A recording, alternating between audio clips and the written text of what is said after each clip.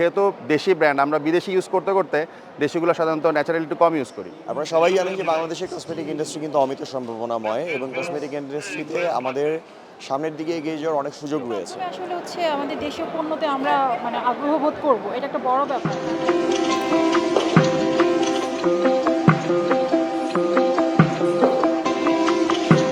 এই মেলাতে দেশ বিদেশের প্রায় ৭৭টি প্রতিষ্ঠান অংশগ্রহণ করছে এবং এই প্রতিষ্ঠানগুলো ভিন্ন ভিন্ন ১২টি দেশ থেকে এসেছে।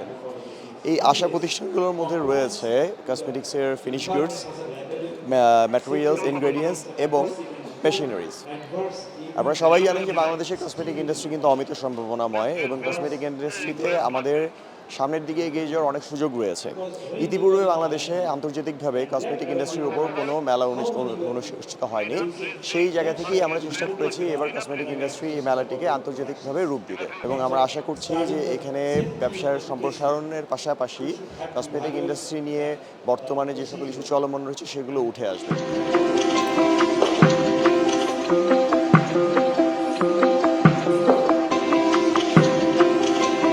বেসিক্যালি হচ্ছে আমরা মেলায় আসছিলাম, আমরা মেলাটা দেখলাম এতক্ষণ যাবত অনেক কিছু, এখানে অনেকগুলো স্টল আছে। মোটামুটি কম্প্যাক্ট একটা লোকেশনের ভিতরে মেলাটা হচ্ছে, বাট বাংলাদেশের কসমেটিকের যে ভালো ভালো ব্র্যান্ডগুলো আছে এখানে সবই পেয়েছি।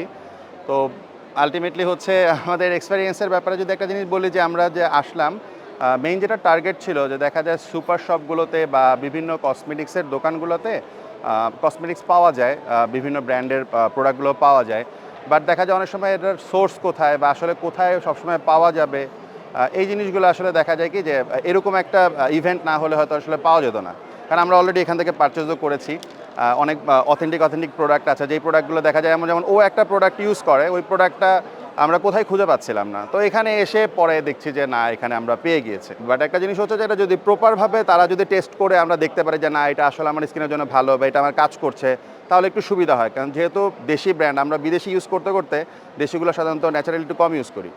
তো দেশিগুলোর ক্ষেত্রে তাদের এই জিনিসগুলো একটু কন্ট্রিবিউশন বাড়ানো উচিত এই ছিল। ফেয়ারের মাধ্যমে আসলে আমাদের দেশীয় পণ্যতে আমরা আগ্রহ বোধ করব। এটা একটা বড় ব্যাপার। কারণ অনেক সময় দেখা যায় আমরা বাংলাদেশে কী প্রোডাক্ট আছে, কী কোম্পানি আছে আমরা জানি না। বাট এই ফেয়ারটার মূল মোটিভই হচ্ছে তাদেরকে ইন্ট্রোডিউস করা। এটা একটা ভালো দিক যে এই ফেয়ারের মাধ্যমে আমরা জানতে পারছি বাংলাদেশে কী অর্গানাইজেশন আছে এবং আমরা সেখানে ইন্টারেস্টেড হচ্ছি।